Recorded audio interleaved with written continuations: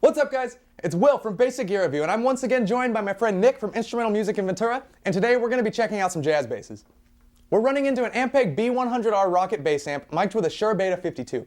So let's kick it off with a Squier Affinity jazz. Nick, you want to tell us a little bit about this one? Sure. So the Affinity series, like we saw in the P-Bass video we did not too long ago, is Fender's introduction to the bass world. This one being the jazz bass. So really cool dual single coil. Whereas we saw with the P-Bass, it was one single coil that was split. These are two single coil pickups, so you get a nice wide range of tone. Tend to get a little brighter sound, a little snappier sound. And yeah, this is the Affinity series, which is Squier's intro into that world.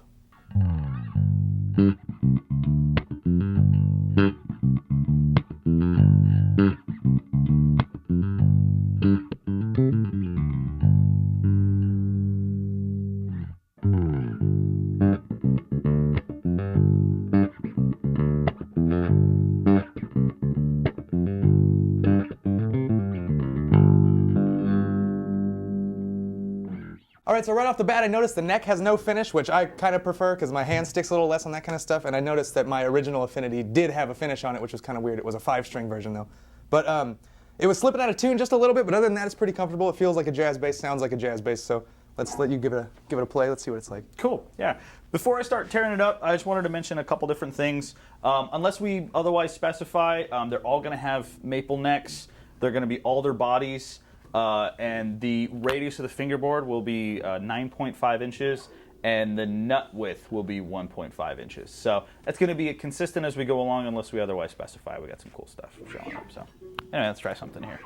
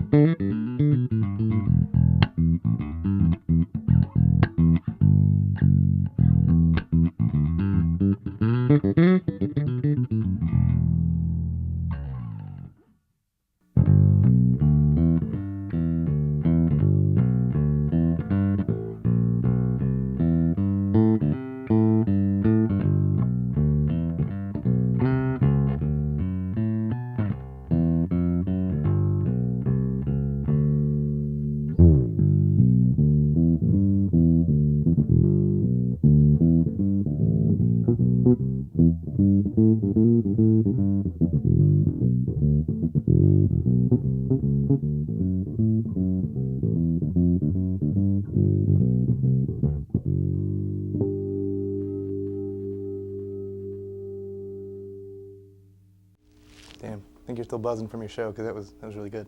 Well, thanks, man. That was killer. Thanks, man. All right, so next up, we've got the Squier Vintage Modified. This one, I have one of these at home, and I love it. I have EMGs in it, though, so it sounds a little different, but this is familiar for me. So, Nick, what do you have to say about this one? Here we're getting into the upper echelon in the Squier guitars. We were jamming on it just before we started filming. Seems to have a lot smoother tone. I'm sure you guys will hear that in just a second. All high gloss neck. There's a skunk stripe on the back where they cover the truss rod. They call that a skunk stripe, whereas with the one previous, did not have the skunk stripe. And then back on the front again, big block inlays because this is a 70s jazz bass, not a 50s P bass, as errors were made in previous videos. So thanks, Internet. Sorry about that. 70s J bass, all natural, maple fingerboard, still poly finish and everything like that. So yeah, that's the rundown. Cool, let's give it a listen.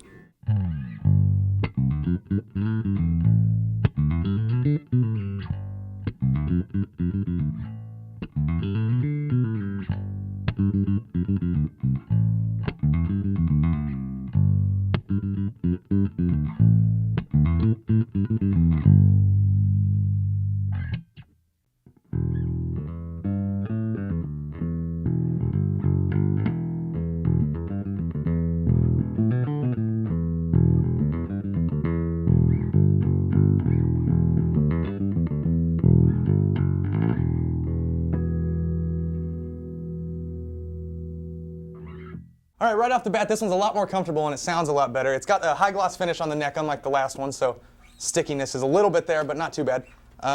It's a lot heavier, too. It just feels like a better instrument right off the bat, and I dig it, obviously, because I own one, so I really like it. Nick, how about yourself? Yeah. Oh. One thing I did want to mention with this one is that this has a soft maple body for the wood, as opposed to alder with the previous one. So yeah, soft maple, not alder this time, a little different.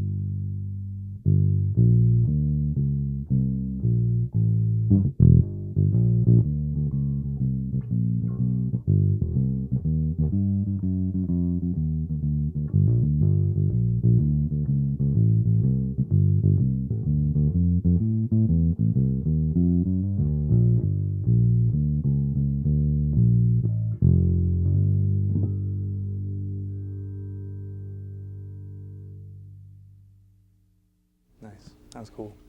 Yeah, that one sounds way better. Like feels tone rolled down sounds way better than the last one. Mm-hmm. Yeah, it's a less, much more less responsive muffled instrument. and more just like no treble. You know what I mean? Mm-hmm. There's a big difference. Mm-hmm. Yeah, it's a much more responsive instrument. A lot of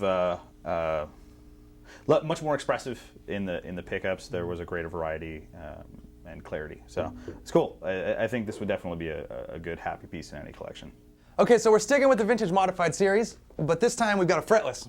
So these are a lot of fun. I just recently got good at fretlesses about a year ago, so I know what to do with these now. So what do you got to say about this one, Nick? I have one of these as well. Whereas you had this one, I've got one of these at home. And for a while, Squier was doing not quite copies of signature models, but pretty darn close. This was like the Jaco Pastorius sort of copy. If you see, there's no pick guard. It's a nice, warm burst. And then there are lines on the fingerboard where Jaco had ripped out the frets and filled them with a wood filler.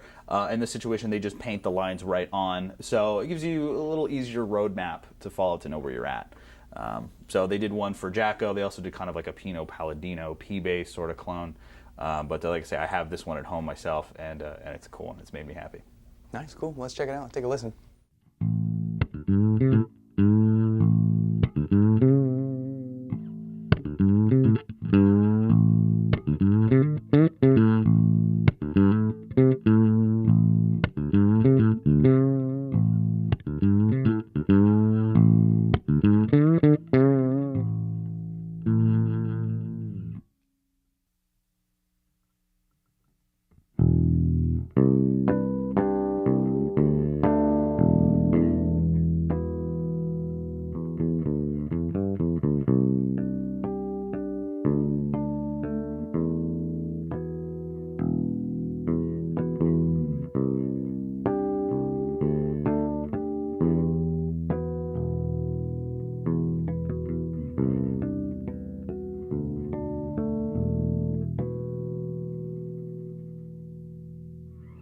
Yeah, I love this thing. This thing is killer. I have one too, and I have the Seymour Duncan Antiquities in there, the pickups, but my control panel got ripped out because the wood's stripped, so that's kind of unfortunate. So I'm looking to fix that soon. But yeah, this thing is really nice. I've always loved playing these. Nicholas? Yeah. So you mentioned that you had upgraded yours to Seymour Duncan Antiquities. Yeah. The stock bundle of this comes with Duncan design pickups. And there's a couple things different about this one than what we've encountered so far. The wood is agathis, and the fingerboard is ebonol. So a lot of really nice high-end fretless instruments will use ebony fingerboards. It's extremely hard. This is ebonol, so it's a less expensive replacement for that. So let's dig in a little bit.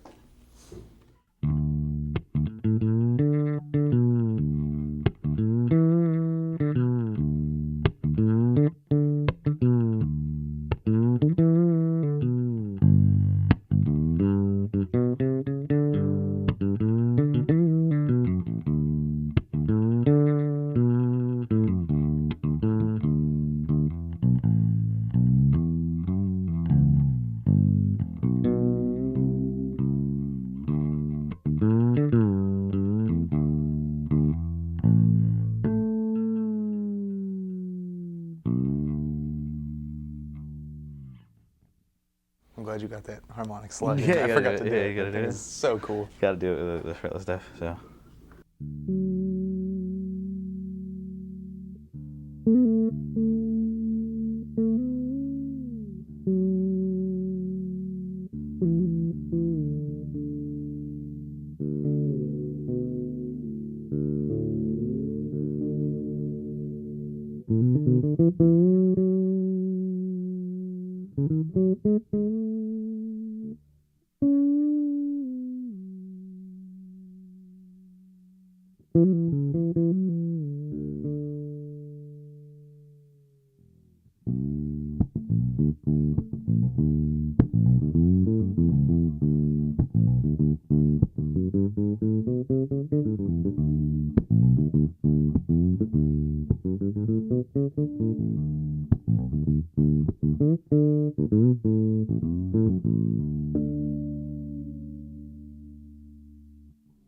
Beautiful. Beautiful stuff. Feels good. Fretless instruments are extremely vocal. They're really expressive. So you can, by changing where your finger is located on the fretboard, you can get a lot of the kind of vibrato that you would hear in a voice or certain instruments. So it's cool. It's really helps a lot for artistic pieces. Stuff like that. So we're sticking with the Squier line right now, but this time we've got the Classic Vibe series. So Nick, what do you want to tell us about these ones? This one is an Inca Silver. Obviously, this is a silver color, but they call it Inca Silver. I don't know. I always thought it was really cool. It's sharp looking bass. Here we are back to the gold label again with the higher end Squier line. High mass brass saddles, as we saw on the 70s P bass last time around. I'm going to add a little bit of darkness. And these pickups here have El Nico 5 magnets. So we're getting into the nicer design of the stuff. You're start to see a little bit more on the price point, but you're also getting a lot more out of it in your instrument itself. I noticed the headstock's painted too, which I really like that too. That's not something you see very much anymore, so that's badass. Yeah. All right, cool. So let's hear this one.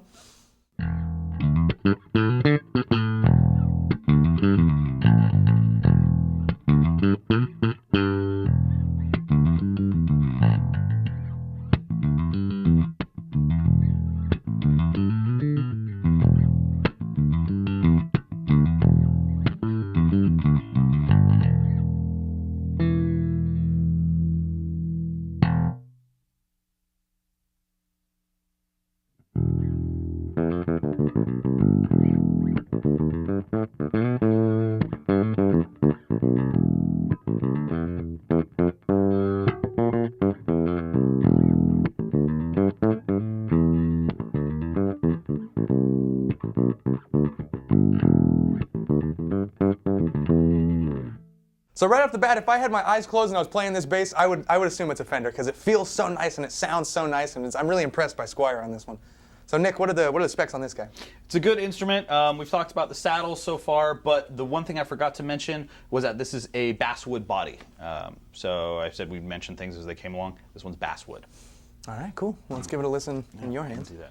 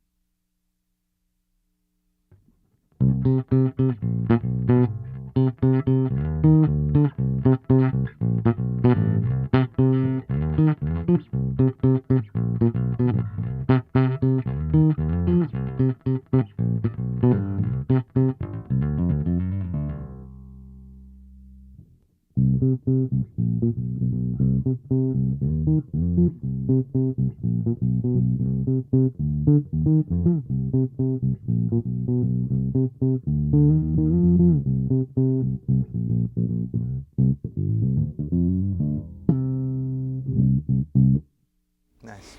Cool. And I'm really impressed by the neck on that thing. I really, really dig the neck. Not only does it look really nice, but it feels so good. It's very comfortable. I Yeah. like the gloss. I do think it feels really, really nice. The instrument I have at home has a satin neck, but I do like the high gloss every once in a while. It does feel pretty good. Yeah. It's a nice, nimble instrument. I can tell that it's responding to my playing, which is cool. Definitely. Yeah.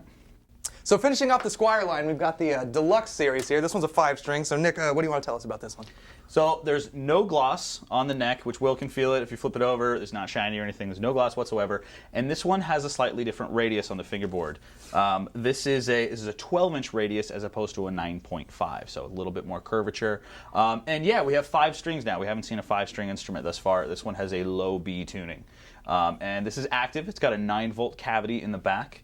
And there's some cool controls on deck. We've got a master volume, we have a blend knob, treble, mid, bass, so standard 3-band, active EQ, and we also have a slap switch, and that's all you're going to find as your playing changes, as your attack changes, especially if you're going to be slapping. You'll hear those differences in response to your playstyle.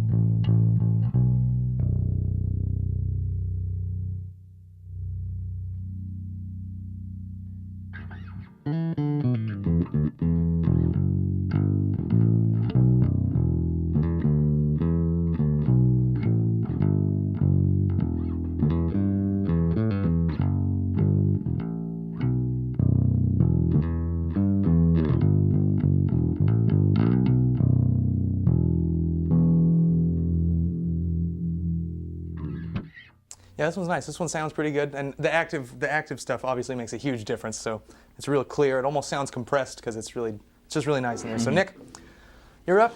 Cool. Let's take a look at this thing.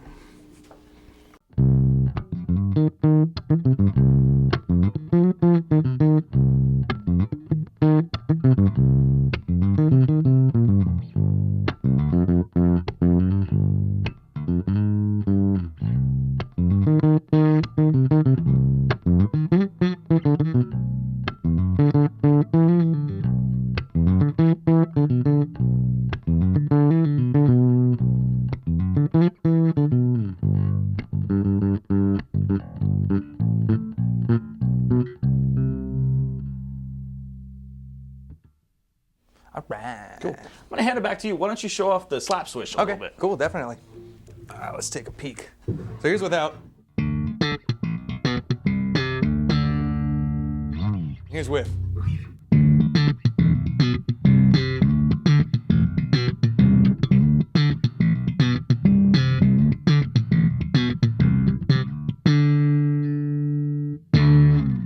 Yeah, it definitely fills it out. It fills that space that's lost when, especially if you don't have a compressor, this thing can really, really make up for that. Yeah, there's definitely a decibel boost going on. It tends to give you, it seems to almost have a little bit more mid-range to it. Yeah, yeah. So it's going to help you really cut through the mix. A little more body. Yeah, definitely. Yeah, especially with slap stuff. If you're doing slap, you want it to cut through. That's almost the point of slap. So that's actually a really nifty little switch. I like that.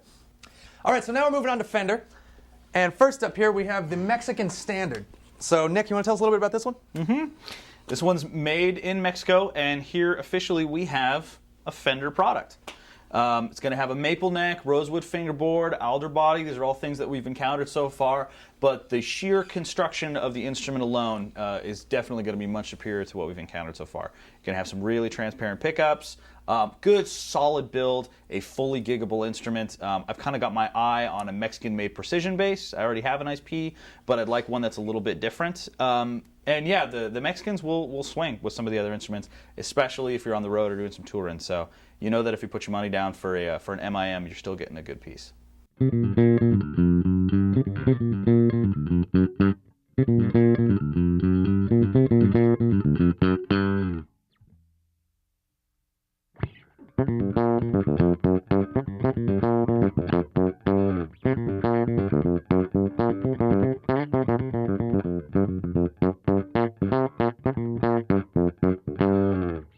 Yeah, that one. That sounds really good. That sounds really good. That's nice. It's a nice honky tone, almost kind of, almost has like a brassy kind of sound to it. You know, That's really cool. Yeah. Why don't you take a peek?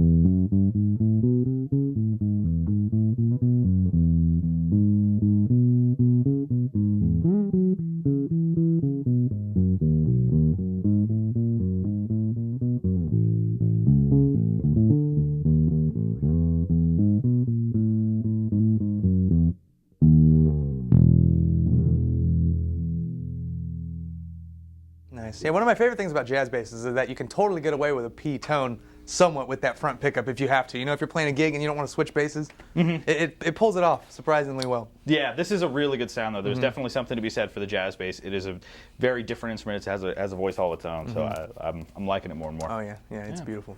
Yeah. All right, so next up we got the Mexican Deluxe series. We got another 5-string here, and it's also active, so it seems to be going hand in hand. Nick, you want to tell us a little bit about this one? Absolutely. This is a really cool instrument. This one is kind of a special dude. First off, the body, you'll see it has that nice, brilliant brown color. That is Okume wood. And Okume is an African mahogany type of wood from the Republic of Congo. The tuning machines, you can see, we're no longer in the Clover style. These are Godot tuners. So you have a name brand right there. I'm all about that stuff. I've got, a good company supporting me. And the bridge is a very high mass bridge that's based on like the Leo Kwan style high mass bridge. So you're getting a lot of vibrations into there. And because it is an active pickup system, we've got some controls on deck. We've got like a pan pot, both treble, mid-range, and bass boost and cuts.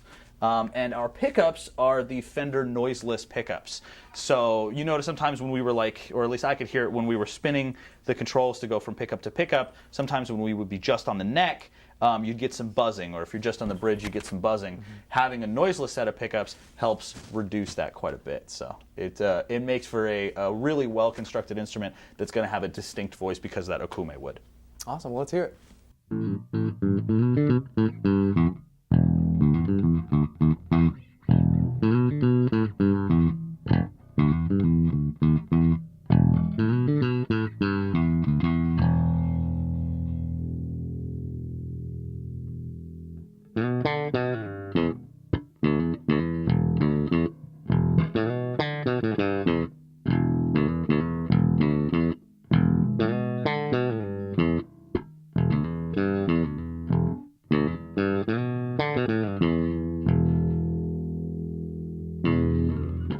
Yeah, the setup is really nice on this. So this is a really comfortable bass right here.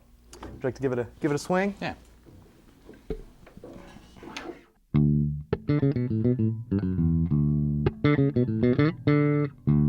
One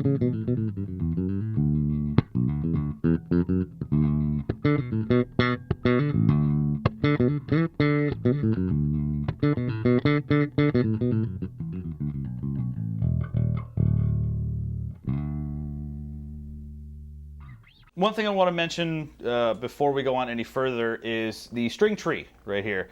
On some of the Squiers, we've seen just a large metal bar that pushes down. This one, the strings actually go through it. There's actually, it's one big piece of metal, and it has 3 holes drilled into it, and the strings actually go through it. Similar to the bridge back here almost. Really, yeah, very much so, similar to the bridge.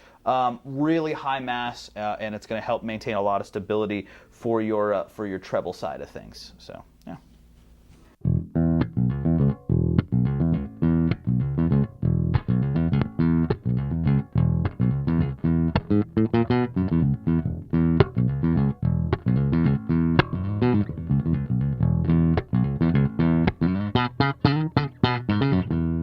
I feel like that one's like lacking. Like when you're playing higher up, it doesn't have as much body as the previous few. You know what I mean? Kind of what that slap switch did and brought that big old presence in there. Yeah. I feel like that's missing it a little bit. You think we're losing a little bit on the high end with this one? Just a touch. It's possible. It's possible. The wood itself is going to add quite a bit of darkness, and we have a rosewood fingerboard. I know you like that real bitey tone, so yeah, it's definitely possible.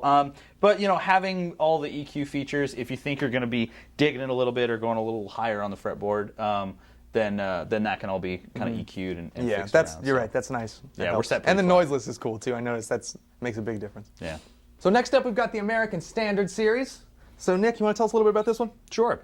This has since been a discontinued model from Fender, made in the United States. Pickups wired in the custom shop, maple fingerboard, polyurethane finish. Really, really nice piece. Been a long time industry standard on a lot of different stages and a lot of different studios. So a lot of good things to say about this bass, but right now it has since been discontinued. However, it has been replaced by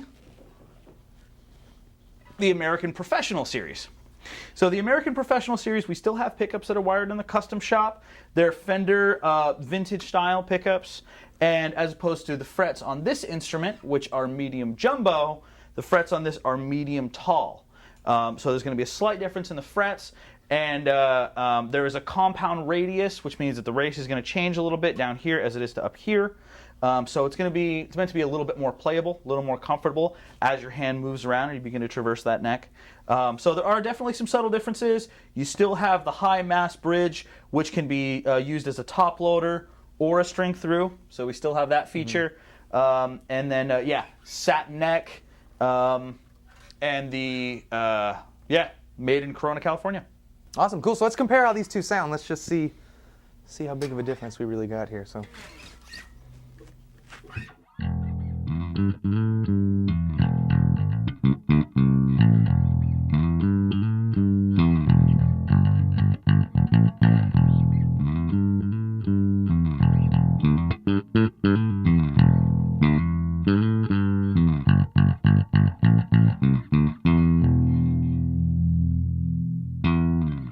Nice, really comfortable. I like it. All right, cool. So let's check that one out. Cool.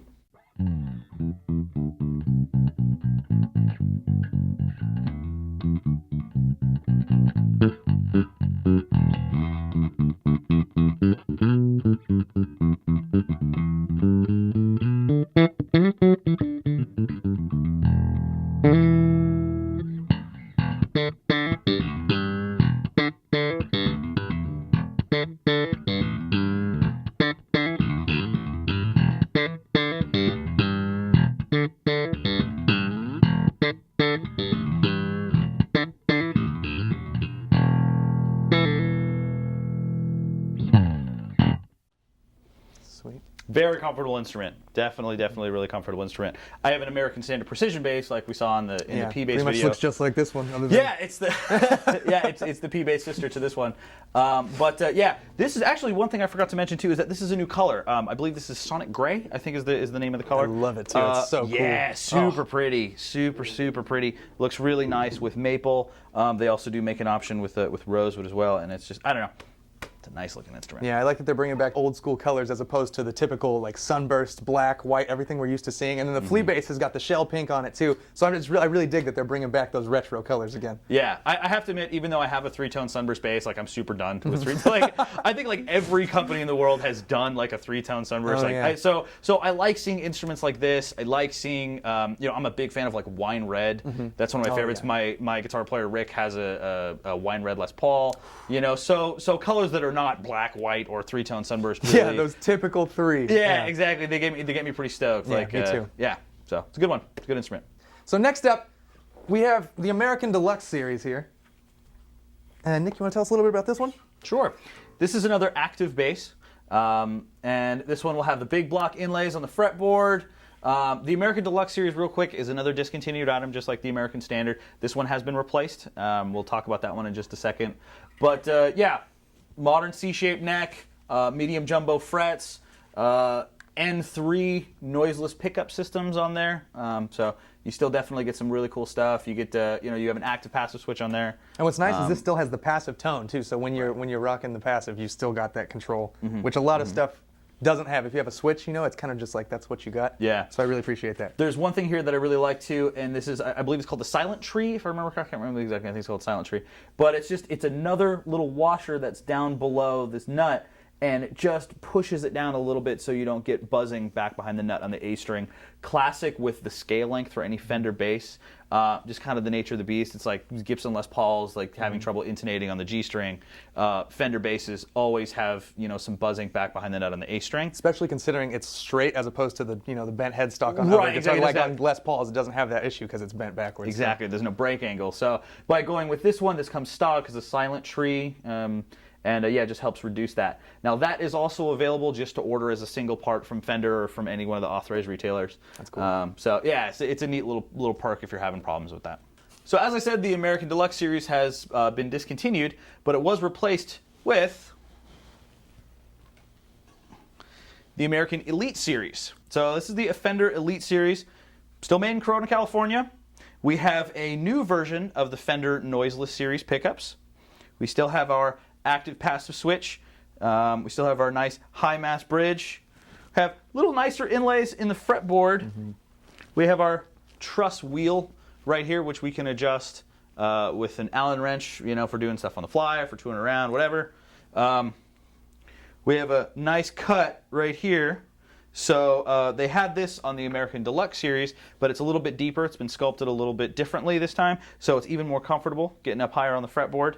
And I mentioned that the American Elite series has a different radius. This one has a C to D shape radius on the neck, so you'll feel it's a little bit deeper here, you know, down in the first position, and then when you're up here, it's a little bit flatter, so a little easier to do, you know, soloing and that kind of thing. So, and then this will come stock with strap locks.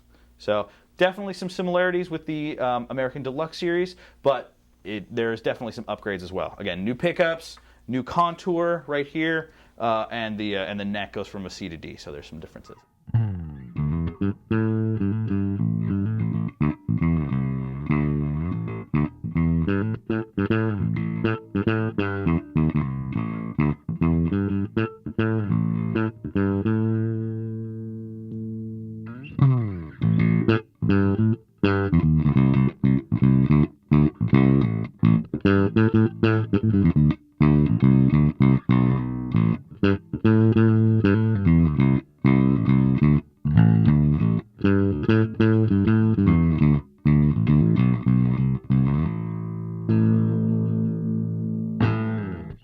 Definitely comfortable. Definitely a nice bass. You can tell, you know, they really care about these ones. These are really nice. And I love active stuff too. I know that you're a big fan of the passive type of stuff, but like we said, our tonal differences are nice for these videos because it really gives you like both sides of the spectrum. So I really dig that active sound. It's so, oh man, so beefy. It's great. I love it. Yeah.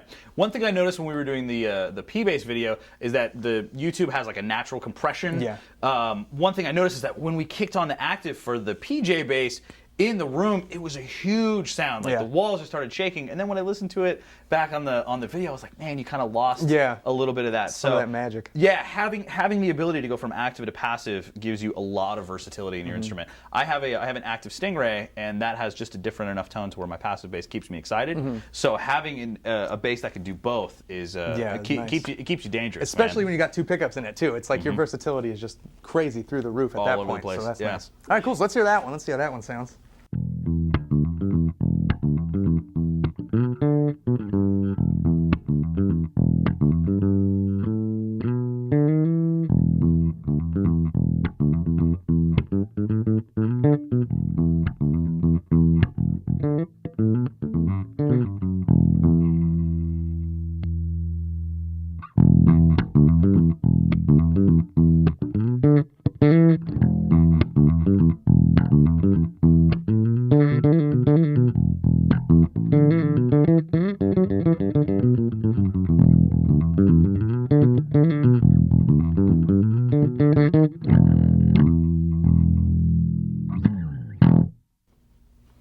Yeah, this is good. This is a good feeling instrument. I really like the ability to go from active to passive.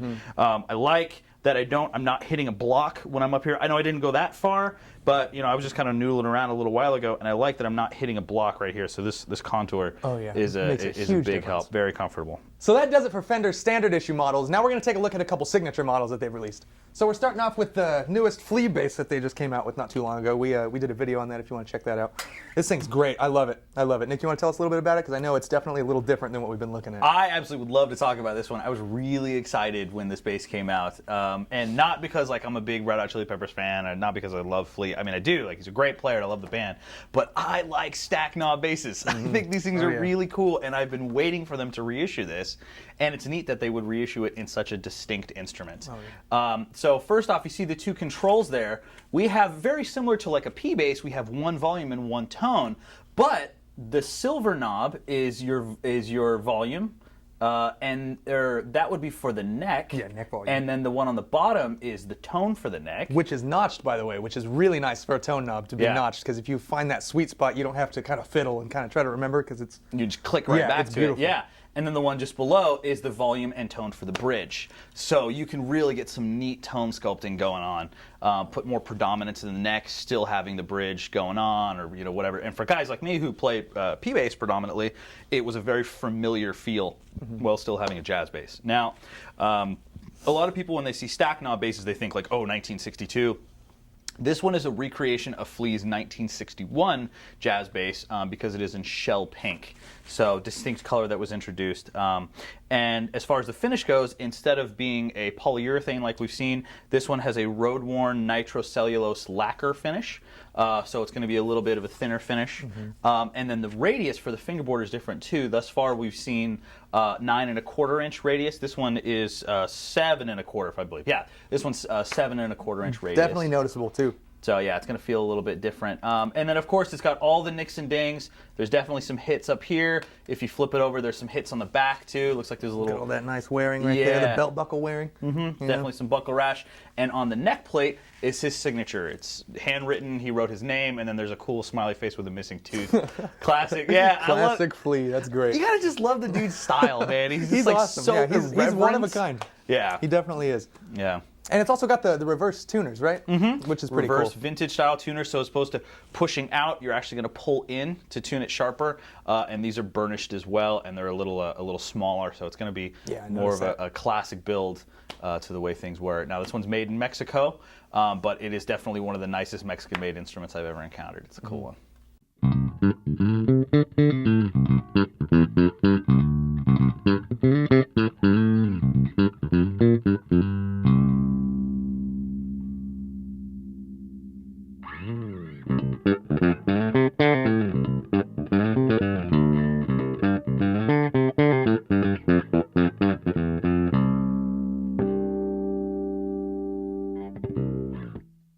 Oh man, those harmonics just jumped out. Jumped straight out. That's beautiful. Was cool. All right, it's your turn. Sure. Your turn. Yeah, I see what you mean about the nail thing. Yeah. Just a second ago when Will was trying to play, he was like figured it out, and then he like put it there, and he's like, I feel like I'm messing it up, but it's already there, you know? So that's kind of cool. You feel the wood, like right away you feel the difference. You're like, uh-oh, I hope I'm not screwing this thing up. Nah, it's perfect. If anything, it makes it look better. Totally. Oh man, this is neat. Yeah.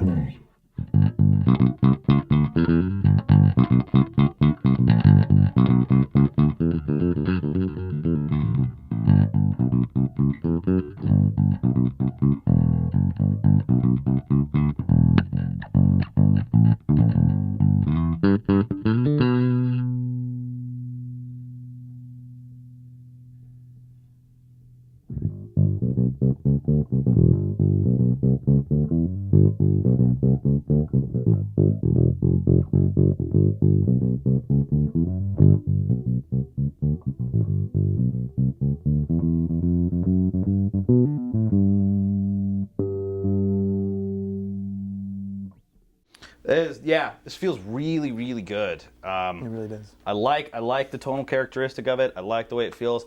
Admittedly, I'm not normally one for road-worn basses, but this one just feels good. Like, it really does. It has such an awesome, like, just when you touch it, you could tell, like, this is something special. You know what I mean? Yeah, it feels worked in. You know, it feels comfortable. Like, that's part of the reason why I love my P-Bass so much is because every time I grab it, it feels like an old pair of jeans. You know, it's like really familiar, and it's like the frets are worn in where I need them to be. And so when I hold this instrument, it feels very reminiscent of that. So, yeah, definitely. It's a cool one. It's a cool one. It really is. All right, now we're moving into a personal soft spot of mine. We got the Geddy Lee signature, and as some of you may know, Geddy Lee is just like my hero. He has been since I started playing bass. That's why I play so weird. Anyway, what do we got to say about this one, Nick? Cut. So as you mentioned, this is the Geddy Lee signature bass. This one is made in Mexico. Maple fingerboard, big block inlays, all the obvious stuff. 9.5 inch radius. We're back to the standard 9.5 with an alder body. 34 inch scale length, so everything thus far is going to be pretty consistent. And it's a 1.5 to 1.5 inch nut width, so it's going to be a little bit wider. High gloss neck as opposed to like the Flea, which is all worn in and all satin down with a high gloss. On the back, you have Geddy Lee's signature on the back of the headstock. Another made in Mexico instrument, but a really, really nice one, especially if you like jazz basses, if you like, you know, a slightly more vintage feel. Yeah, I mean, whether or not you're a big Geddy Lee or Rush fan, it's still a quality instrument. So. Yeah, I've seen plenty of people actually that probably don't even like Rush play this thing. You know what I mean? Because it's really noticeable right off the bat, especially with the big block inlays. You know when it's a Geddy Lee one. Yeah. And I've seen plenty of people using this like in their own band and that kind of stuff. So it's a nice instrument. They make the Sunburst one too, which I actually dig a lot too. I'm like we were talking about earlier. I'm not a huge Sunburst guy, but paired with this block inlay thing, it really looks awesome. Yeah. It's classic. All right, cool. So let's take a listen.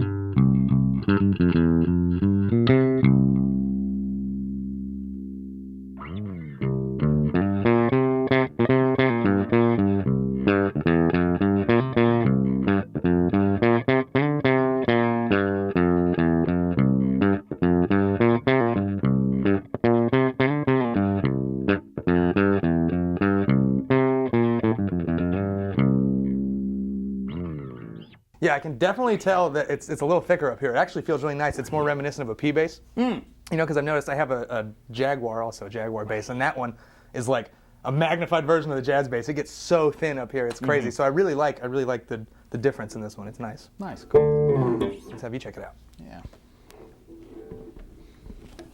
Yeah. So one thing I forgot to mention as well is that this is also the Geddy Lee signature high mass bridge.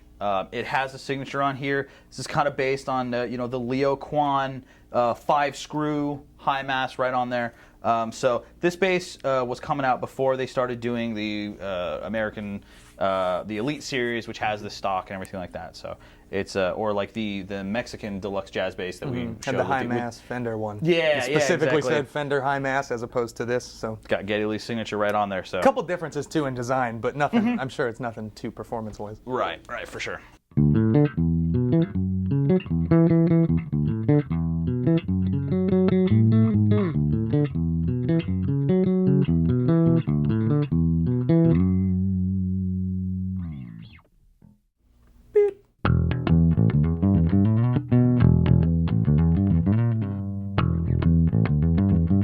Nice.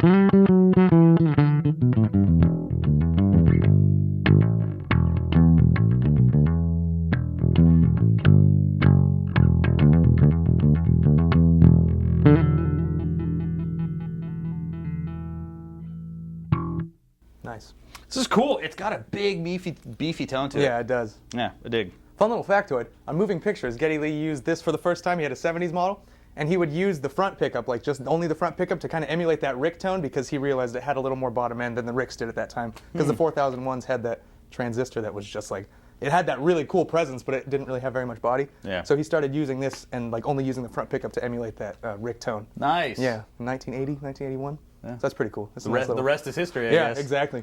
So that's cool. I know a little too much about Rush, so you know, if you drop a line if you need some answers. All right, cool. Moving on. Oh, Christ. I've never actually played one of these. Hold on, give me like a second. All right, so as if this wasn't enough of a treat for me, now we have the American Geddy Lee model, which is a lot newer than that one. This one is crazy cool. You want to tell us some more about this one? Sure. This one, big thanks to my friend Josh Dubois. He's in a group called Cease and Desist right now. He let us borrow this one just for the video because we had the Mexican-made one, but we did not have one of the American-made ones available in the shop. I ordered this one for this dude not too long ago, and he was nice enough to let us use it. So Yeah, big thanks to my buddy Josh Dubois. Yeah. So with the Mexican-made one, we've been using the vintage jazz bass single coil pickups. With the Geddy Lee American-made signature, we have his custom-voiced American vintage 1970s Geddy Lee signature pickups. So this is very much to his spec. Yeah, still maple fingerboard, but we have the Ivoroid inlay, the big block, white pearloid pickguard as opposed to plain white. But you still have the Geddy Lee high mass bridge, so you still get some really neat stuff.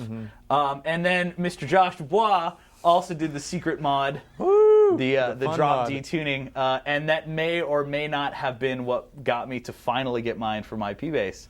So another big thanks to Josh for helping me push me out the door and Yeah. realize the love of drop D stuff. And your P-Bass makes me want it, so he's just feeding the line. Oh, Now yeah, I dude, want one he's- on mine because he got you to want yours. So. And also with the American-made Geddy Lee signature, the back of the neck has been slightly worn down just to make it feel like you've been playing it for a little while, a little more comfortable. And this one has, the neck shape is a custom thick C shape as opposed to like a modern C or a C to D shape as we've seen with the American Elite series. Which is definitely noticeable looking at it. Just from here, you can tell it's thicker than most jazz basses. So that's pretty cool. All right, cool. So let's take a listen.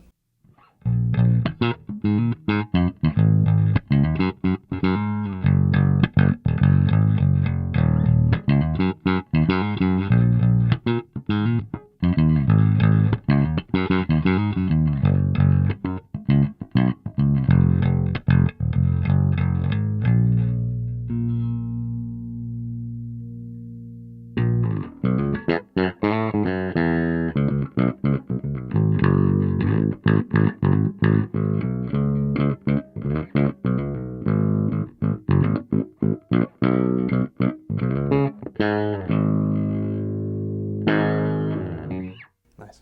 Nice. All right, cool. Nicholas. All right.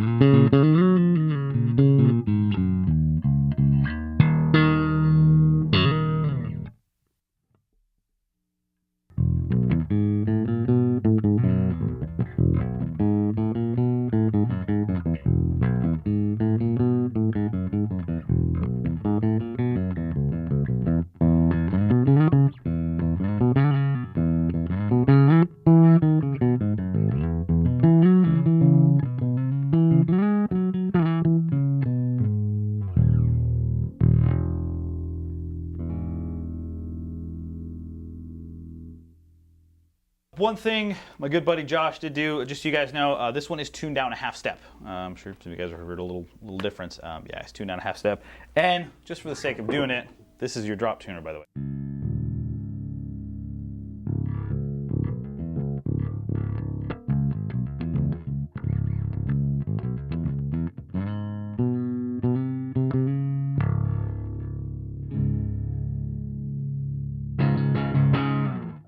D flat is so heavy. Like it's crazy. It Yeah. sounds so cool. C sharp.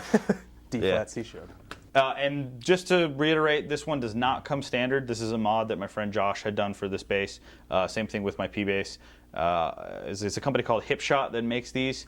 And you can, we'd be happy to, if you want one for your bass, we'd be happy to contact the company for you.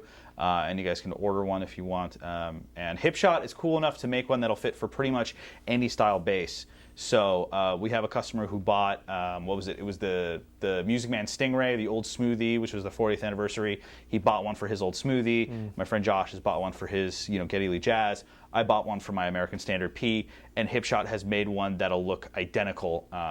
And it'll fit, without any kind of issue whatsoever. So yeah, it's an easy mod, and it goes pretty far. Thanks for watching. If you like this video and want to see more, subscribe to our channel. You can also head over to Patreon for additional exclusive content. I'm Will with Basic Gear Review, and this is Nick from Instrumental Music, and we'll see you next time.